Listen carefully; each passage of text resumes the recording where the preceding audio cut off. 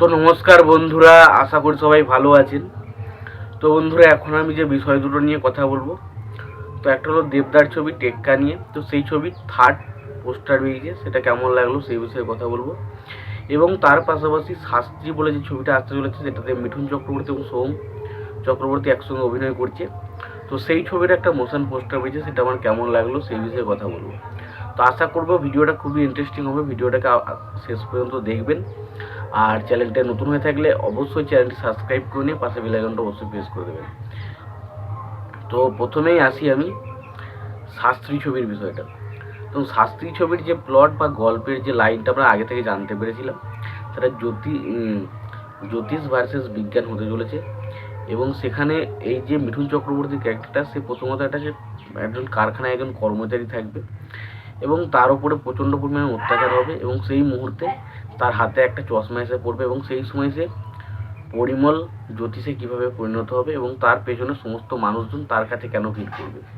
তো কীভাবে মিঠুন চক্রবর্তীর ক্যারেক্টারটা একটা বিরাট বড় জ্যোতিষের ক্যারেক্টারে পরিণত হচ্ছে এবং পরবর্তী সময় বিজ্ঞানের সাথে তার কী সমস্যা মারতে, সেই বিষয় নিয়ে হচ্ছে সিনেমাটা।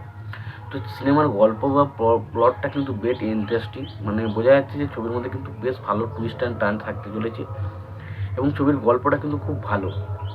মানুষ যদি একবারই গল্পটাকে পছন্দ করে ফেলে না, তো ছবিটা দারুণ কিছু চলতে পারে, এটা আমার মনে হচ্ছে। এবং আমার মনে হচ্ছে ছবিটা কিন্তু দুর্গাপুজোর সময় ভালো রকম চলতে চলেছে, ভালো রকম চলবে, এটুকু আমি বলতে পারি। এবং কাস্টিংয়ে যদি কথা আমরা বলি, যে পোস্টারটা দেওয়া হয়েছে, পোস্টারটা এক্সট্রাঅর্ডিনারি কিছু না, তবে যে লুকগুলো রিভিল করা হয়েছে, মানে যে সমস্ত ক্যারেক্টারের লুকগুলো, মানে মিঠুন চক্রবর্তী জ্যোতিষ লুকটা রিভিল করেছে, সেটা দেখতে বেশ ভালো। পাশাপাশি সোহম চক্রবর্তী যে ক্যারেক্টারটা, তার লুকটাকেও দেখতে বেশ ভালো লাগে। বাকি দেবশ্রী রায় এবং রজতাভ দত্ত, তাদেরও লুক রিভিল করে, এবং অনির্বাণ চক্রবর্তী এবং শাশ্বত চট্টোপাধ্যায়, প্রত্যেকের লুক দারুণ লাগে।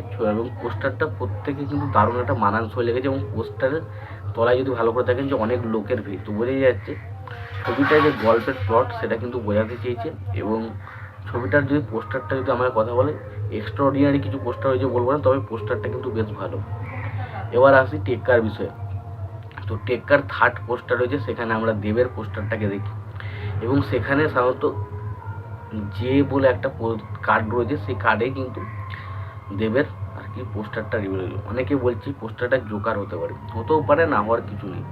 তবে যে মানে সাধারণত আমরা যদি তাসের বিষয়ে দেখি, যেটা তাসের হিসাব করে, তার যে মানে কিন্তু গোলাম। কিন্তু যেহেতু এটা যে মানে আমার মনে হয় জোকারই হতে পারে। এবং ভালো করে যদি দেবকে দেখেন, দেবকে এখানে খুব সাধারণভাবে প্রেজেন্ট করা হয়েছে। দেবকে কিন্তু কোনোরকম সুপারস্টার বা কোনো হিরো হিসাবে কিন্তু প্রেজেন্ট করা হয়নি, তার লুকটা খুবই সিম্পল রাখা হয়েছে, এবং তার হাতে একটা কিছু মোছার জন্য কিছু একটা যে জিনিসটা আমরা ব্যবহার করি, সেই জিনিসটা তার হাতে রয়েছে। তো এটা দেখে একটা জিনিস তো ক্লিয়ার, হয়তো দেবের ক্যারেক্টারটা এমন একটা কিছু ক্যারেক্টার হতে চলেছে ছবির মধ্যে, যে হয়তো আমাদের দেশ থেকে যে সমস্ত খারাপ মানুষ বা খারাপ জিনিসগুলো রয়েছে, সেগুলোকে আস্তে আস্তে পরিষ্কার করবে।